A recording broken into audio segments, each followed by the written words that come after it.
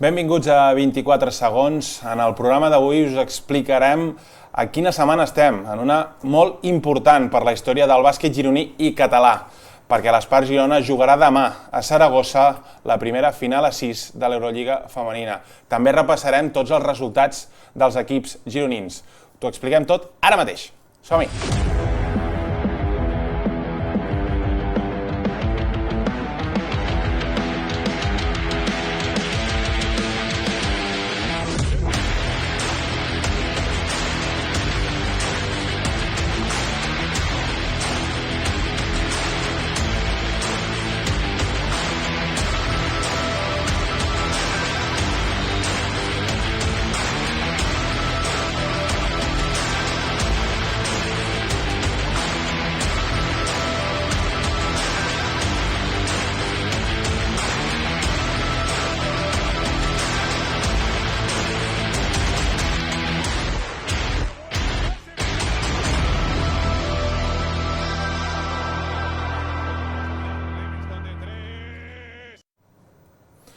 Com sol ja ser habitual, quan tenim una data assenyalada en el bàsquet femení, m'acompanya en Francesc Fernández, periodista de Girona Mèdia. Ben tornat a 24 segons, Francesc. Moltes gràcies, Jan, i avui, doncs, amb molta il·lusió per tot el que ve per davant, com bé deies tu ara. Oh, i tant. Primer, com us farem un repàs del que ha sigut la jornada per aquest Espart Girona, que va assegurar la segona plaça en la visita a Lugo, va guanyar a la 90-95, aquí ja veiem les imatges. Importantíssima aquesta victòria que va costar moltíssim. De fet, l'Espart Girona va tenir un avantatge de 17 punts en el tercer període, que l'equip local va ser capaç de capgirar, demostrant el seu esperit de lluita. El partit es va anar a la pròrroga, gràcies a un llançament quan faltaven menys de 10 segons per acabar el partit de Justice Josite, que va ser la màxima anotadora, després ho comentarem, i a la pròrroga l'encert des de la llarga distància va ser clau per sumar la 23a victòria de la temporada i assegurar aquesta segona plaça de la fase regular. Francesc, bones notícies, assegurar primer de tot aquesta segona plaça i després tallar una mica la mala dinàmica que venia de resultats al conjunt de Roberto Íñiguez per encarar aquesta final a 6 amb més bona cara. Sí, ara després d'aquestes dues últimes victòries contra Estudiantes i Lugo, sembla que el que va passar a Ferrol i a Tarragona ja quedi molt lluny, no? I és ben bé que fa una o dues setmanes o setmana i escaig que es van succeir aquest seguit de derrotes.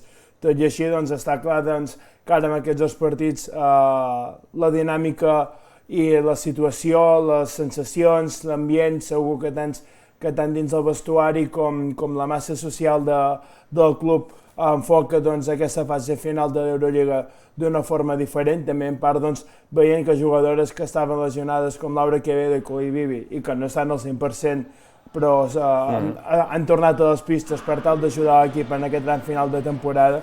I bé, jo em quedo amb això, que la unió fa la força i a través d'aquesta unió l'equip ja ha demostrat durant tota la temporada i també l'any passat les jugadores que ja hi eren que es poden assolir grans fites com el que viurem a partir de demà a Saragossa. Totalment.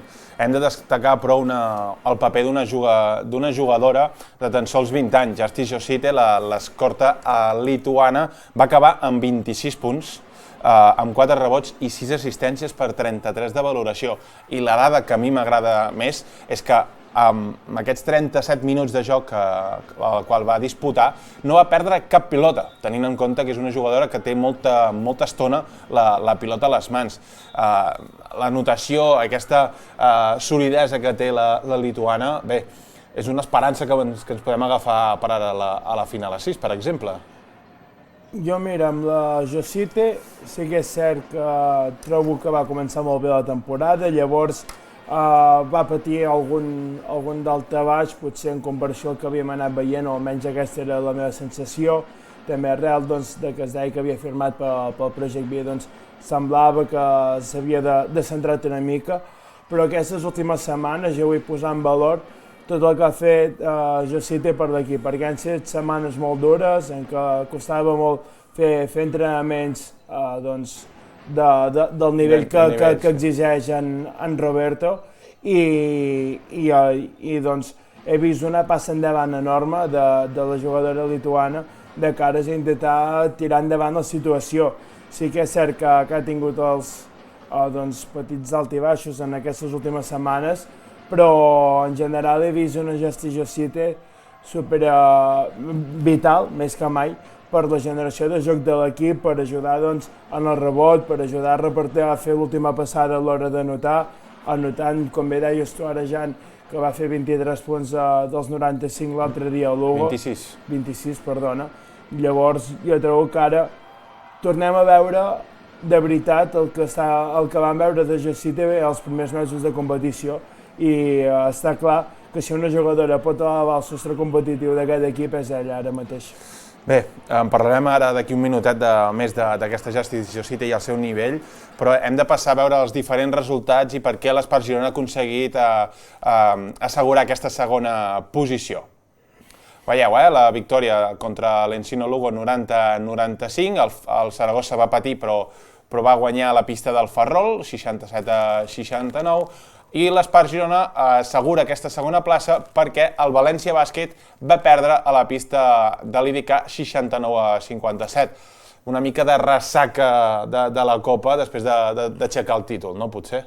Bé, i que també l'IDK s'està acabant de jugar la permanència, tot i que ara amb aquesta victòria ho té tot molt de cares, per no dir que crec que ja està salvat, si no recordo malament la classificació ara.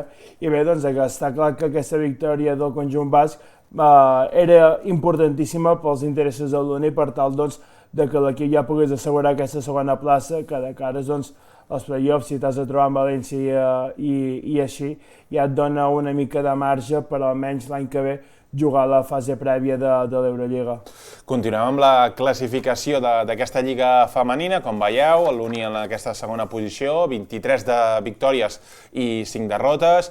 Hi ha marges de 2 victòries entre el primer, el segon i el tercer, i després hi ha el Jairis amb 17 victòries i 11 derrotes juntament amb el Perfumeries Avenida. A la part baixa no hi ha catalans, esperem que continuï de la mateixa manera. Hi ha l'Araski amb 9 victòries i 19 derrotes, i el Gran Canàries, que ja ha perdut la categoria, serà equip de challenge la temporada vinent en tan sols 3 victòries i 25 derrotes. Dit això, passem a parlar de la gran fita d'aquesta setmana de l'Espart Girona, la final a 6 de l'Eurolliga, primer equip català que jugarà una fase final de l'Eurolliga femenina. Som-hi!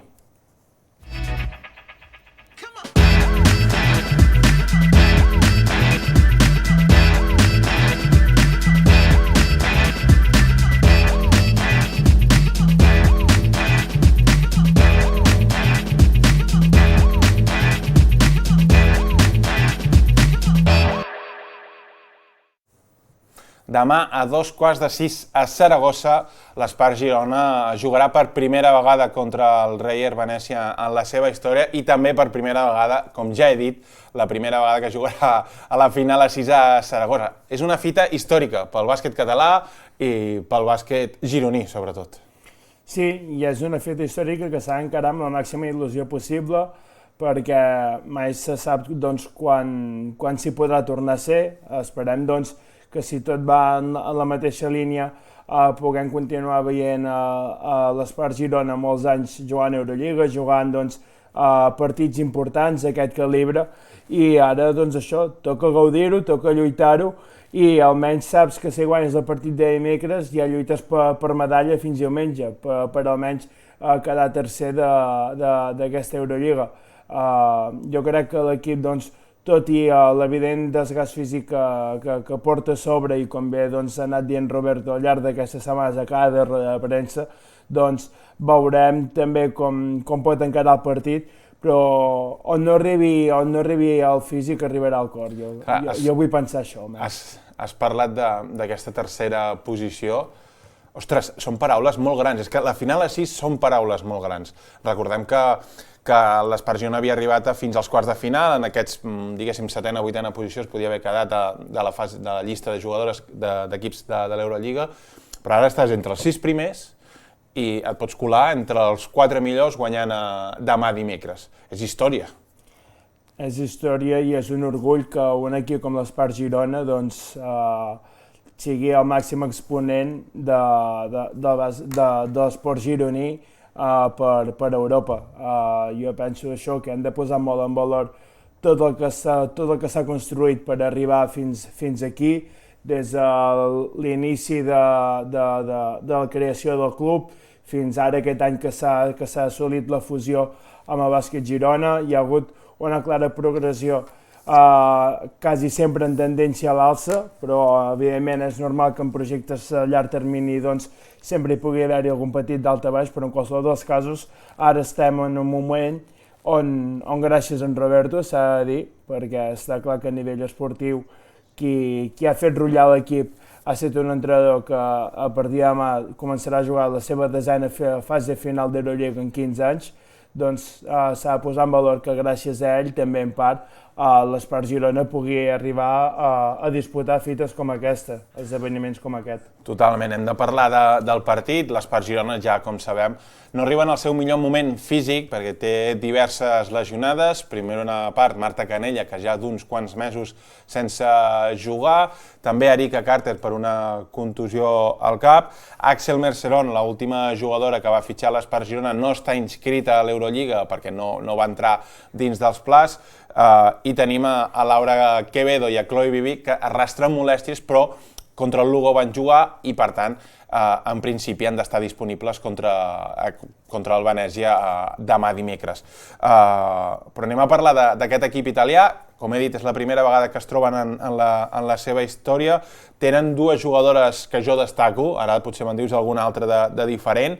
Kyla Charles, la base nord-americana, és la més valorada, la que anota més, la que més rebots, és una base molt, molt física i que potser Clara Olmo o una altra jugadora tindrà molta feina per aturar-la. Bé, està clar que el Venècia d'entrada té tres grans generadores de jocs pel que fa al seu 5 inicial, el que deies ara Kyla Charles, llavors a la posició de base hi ha Maria de Santucci i a la posició d'escorta Ivana Dokic. Per mi la meva debilitat dins d'aquest equip és Ivana Dokic. La jugadora croata trobo que és el perfil més semblant al que vindria a ser Josite per nosaltres aquí a Girona.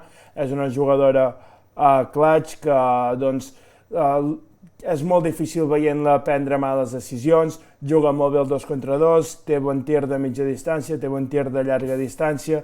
Llavors, si ens posem a parlar del joc interior, hi ha jugadors com Stephanie Mabunga, que l'any passat estava a València, que ja coneix una mica l'Espart Girona, té a Joyner Holmes, a Lorela Kovac, a la rotació Francesca Pan i Francesca Passa, i hi ha jugadores de molt nivell i que fan que a línies generals sigui un equip molt físic, que t'exigeix molta atenció i molt bona col·locació en atac per tal de que puguis construir bé el teu sistema i que es basa molt en l'agressivitat a l'hora d'interceptar pilotes. Tenen jugadores interiors versàtils a l'hora de poder fer 2 contra 1, en moments puntuals defensar jugadors exteriors. Llavors, penso que és un equip que se'l pot guanyar perquè l'Uni, evidentment, té una plantilla molt de talent, però que pel tipus o per la situació amb la qual arriba ara l'Uni, no sé si potser és el rival que més el pot arribar a beneficiar.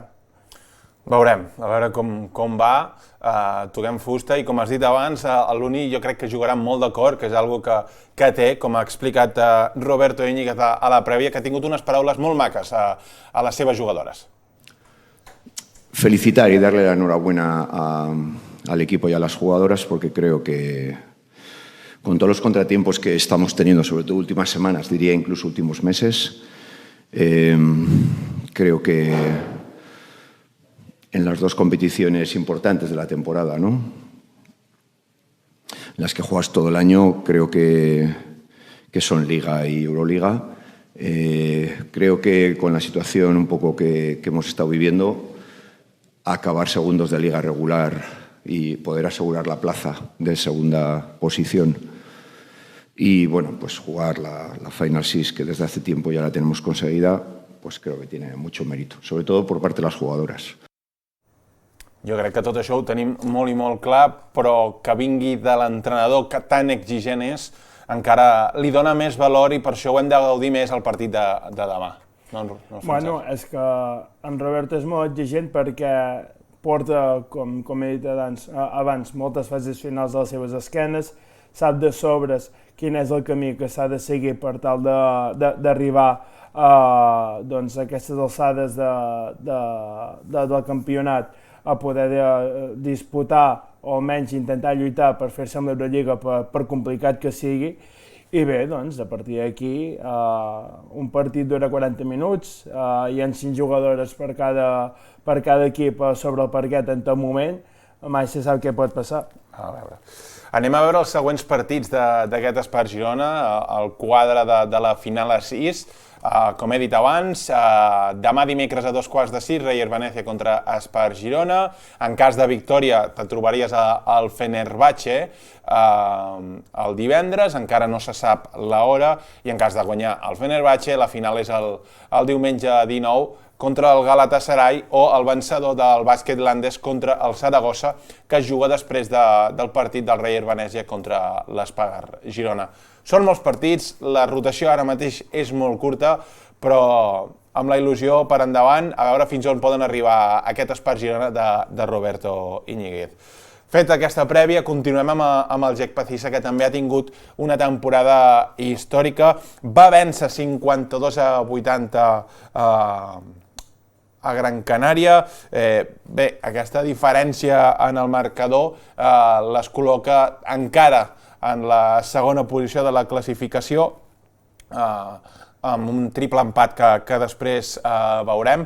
Marina Melero va tenir un partit excepcional en atac, amb 25 punts i 30 de valoració, i Vane González, la capitana, i Júlia Fernández, amb 11 punts cadascuna, van acompanyar a la Marina en atac. Bé, aquest Jack que continua fent història, que només queda un partit de fase regular i que jugarà als play-off d'ascens i amb moltes opcions de fer història i intentant pujar a la Lliga Challenge, que és moltíssim per un club com el Jack. Bé, com bé he anat dient al llarg d'aquesta temporada, s'ha posat també en valor tot el que ha arribat a assolir el Jack, al final amb un pressupost molt limitat, amb jugadores de la casa, pràcticament. Llavors, jo crec que té molt mèrit que estiguin lluitant per objectius com aquest, que segur que no s'esperaven a principi de temporada, i hi ha un grup de jugadores molt talentós que, com ja has dit, en el cas de Marina Melero o Vanessa González, que porta mitja vida jugant al Jack, que senten ben bé els colors, que senten identificades amb un projecte com aquest, i que al final tenir jugadores que senten tan identificades dins l'equip, al club on estan, jo crec que ajuden a inculcar una mica aquesta cultura i que les coses surtin millor a la pista. Continuem amb els resultats d'aquesta Lliga Femenina 2, en què el segle XXI va guanyar a casa 73-51, el Viladecans va perdre de manera contundent contra l'Alcorcón 61-85, Lanzarote va perdre també a casa 60-70 i l'únic equip que va guanyar a domicili, com veieu, va ser el Jack Pacissa contra l'Espart Gran Canària 52-80. La classificació de la Lliga Femenina, amb el Jack al capdavant amb 21 victòries, després hi ha un triple empat de 19 victòries, 6 derrotes entre el Jack, l'Alcorcón i el Claret. Bé, continuem amb el pròxim partit del Jack i l'últim d'aquesta fase final contra el Viladecans el dissabte a les 7 de la tarda. I ara, per acabar amb el Jack Pacissa, tenim unes imatges d'en Pau Fuster. Jo, més que la temporada, potser m'agradaria definir el grup. i potser faria servir la paraula que és un grup realment històric, no? Sota doncs, el paraigües de la Vane González, no? Aquesta capitana que tenim la sort de tenir, jo potser definiria com un grup històric, perquè realment aquestes 7 temporades a Lliga 2, no? Assolint permanències una darrere l'altra i evidentment doncs, amb aquesta última temporada que sí que et poses a l'alçada dels equips amb més pressupost, dels equips que són pràcticament professionals, doncs jo penso que realment és un grup que es mereix aquest qualificatiu d'històric. Doncs un altre equip que està fent història com és el Jack Precisa i que només li falta acabar d'encarar de la millor manera aquests play-off d'ascens a Lliga Challenge. Explicat això, anem a parlar del bàsquet Girona. Som-hi!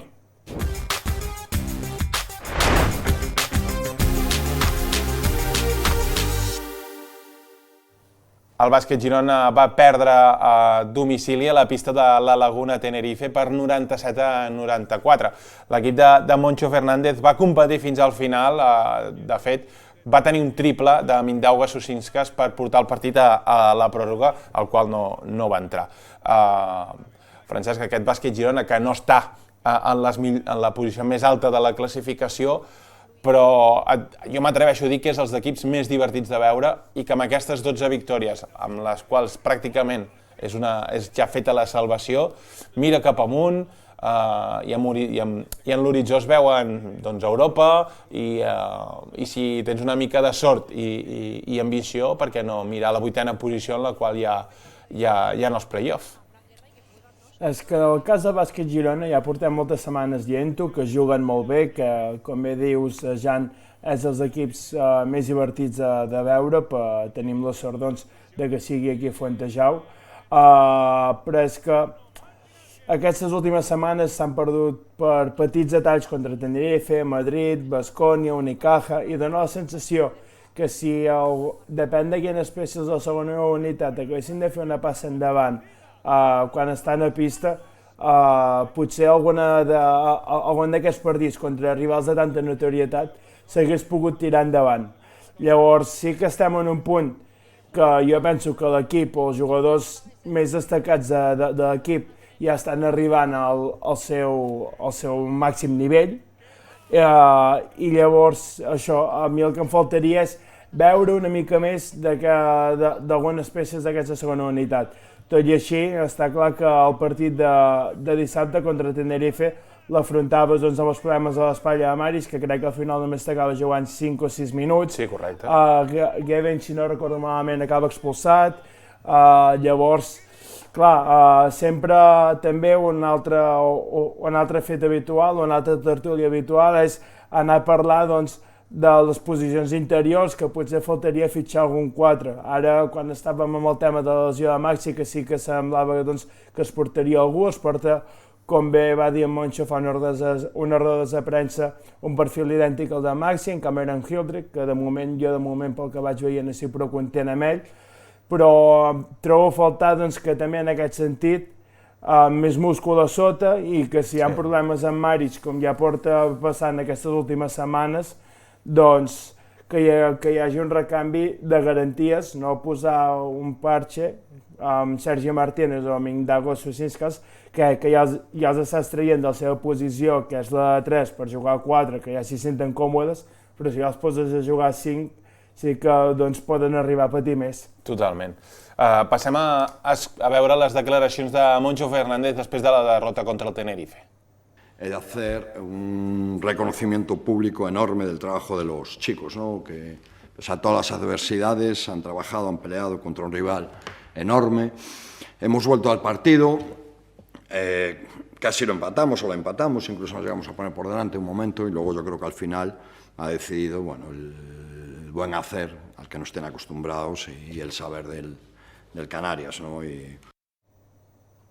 realment el saber fer d'aquest Canàries va ser clau en els minuts finals en què van saber treure faltes i jugar amb el temps. Continuem amb els resultats d'aquesta jornada de l'ACB, amb el Tenerife 97-94, l'Andorra va donar la sorpresa a la pista del Breogán, l'equip que té per sota el bàsquet Girona, 97-99, el Lleida va perdre a la pista del Saragossa, 107-91, i va haver-hi un derbi català en qual se'l va emportar el Baxi Manresa 87-77, i per acabar el Barça va guanyar de manera contundent el Bilbao Bàsquet 90-67. Continuem amb la classificació. El Bàsquet Girona està còmode en aquesta 10a plaça, 12 victòries, 14 derrotes. El pròxim partit d'aquest Bàsquet Girona és a Fontejau, torna l'ACB a Fontejau, diumenge a les 6 de la tarda. I ara passem a parlar del Bisbal Bàsquet, el qual va aconseguir la permanència la setmana passada contra el Mataró i va tenir una petita festa després de la derrota contra l'Huesca per 79-85. Bé, això una mica, tot i la derrota, es va competir el partit fins al final contra un equip molt i molt físic, i en acabar el partit els jugadors, l'estaf, van celebrar amb els aficionats bisbalencs aquesta permanència matemàtica quan encara faltaven 3 jornades per jugar de la segona FEP. Passem a veure les declaracions de l'Eric Sorís, l'entrenador del Bisbal. Orgullosos per aconseguir aquest objectiu tan preuat i al final tan difícil també en una lliga tan dura, tan física i tan competida, com avui mateix, per posar l'exemple recent d'avui, com de física és aquesta lliga, amb un Huesca que, a més, a part de ser molt físic, és l'equip de tota la segona FEP, comptant est i oest, que més possessions juga de la lliga, per tant, que més corre, que més arrisca, que més ràpid tira, etc. Tot el que això implica, i bé, molt contents per haver-ho aconseguit. Enhorabona al Bisbal Bàsquet per continuar una temporada més en aquesta segona FEP i a gaudir-ho. Veiem els resultats de com va acabar la jornada, aquest 79-85 contra el Huesca, el Getafe va guanyar de manera contundent contra el Llíria a casa, 99-80, Amics Castelló va guanyar també, i ben fort, 108-69 contra el Benicarló, i el Saragossa va guanyar 81-77 contra l'Albacete. La classificació d'aquesta segona FEP, el Sol Gironès Bisbal Bàsquet, 10 victòries, 15 derrotes en la 10a posició. El pròxim partit d'aquest Bisbal Bàsquet, l'últim d'aquesta fase regular, en una jornada unificada, és a la pista del Sant Antoni el dissabte a les 8 de la tarda. Doncs bé, ja per anar acabant, que vagi molt bé per Saragossa, Francesc, que no ho hem comentat abans, gaudeixo moltíssim i a veure si els hi portes sort i arribem molt i molt lluny. Ja no és el primer que vaig a Saragossa per veure esdeveniments esportius, després de diverses Copes de la Reina, tinc moltes ganes d'aquesta Final Six i bé, doncs intentarem explicar bones notícies des del Príncipe Felipe, per suposat. Moltíssimes gràcies una vegada més. I vosaltres recordeu, salut i bàsquet!